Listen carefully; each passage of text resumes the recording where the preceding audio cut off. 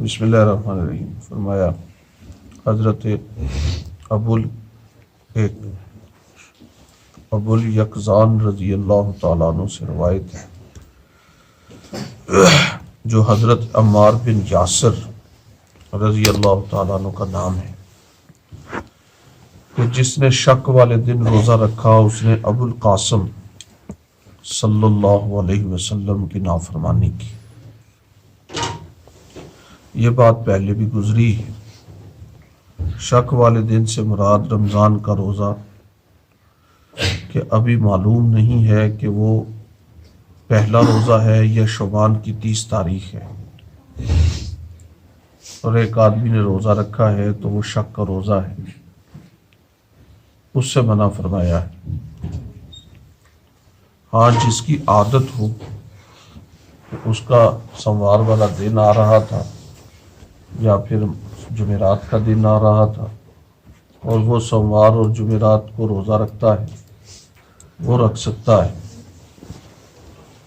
حضرت صلی اللہ علیہ وسلم کا لقب شریف ابو القاسم ہے۔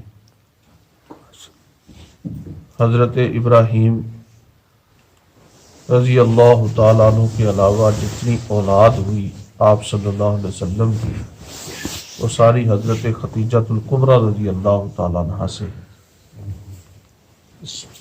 حضور صلی اللہ علیہ وسلم کی 4 بیٹیاں ہیں، حضرت زینب رضی اللہ تعالیٰ عنہ، حضرت رقیہ رضی اللہ تعالیٰ عنہ، حضرت ام کلثوم رضی اللہ تعالیٰ عنہ، اور حضرت فاطمہ الزہرا رضی اللہ تعالیٰ عنہ۔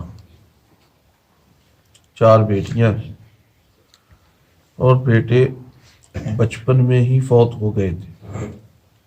حضرت قاسم رضی اللہ تعالیٰ عنہ جو بڑے بیٹے تھے، انہی کے نام سے ملقب ہوئے نبی پاک صلی اللہ علیہ وسلم ابو القاسم کے نام سے۔ ابو القاسم اسی لیے آپ صلی اللہ علیہ وسلم کو کہا جاتا ہے کہ بڑے صاحبزادے حضرت قاسم رضی اللہ تعالیٰ عنہ کے لقب سے ملقب ہو گئے تھے۔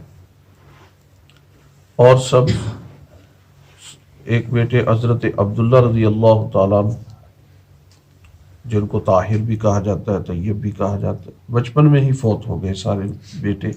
البتہ بیٹیوں نے اسلام کا زمانہ پایا اور مسلمان ہوئے، اور جب نبی پاک صلی اللہ علیہ وسلم کا وصال ہوا تو حضرت فاطمہ رضی اللہ تعالیٰ عنہ کے علاوہ کوئی اولاد آپ صلی اللہ علیہ وسلم کی دنیا میں نہیں تھی۔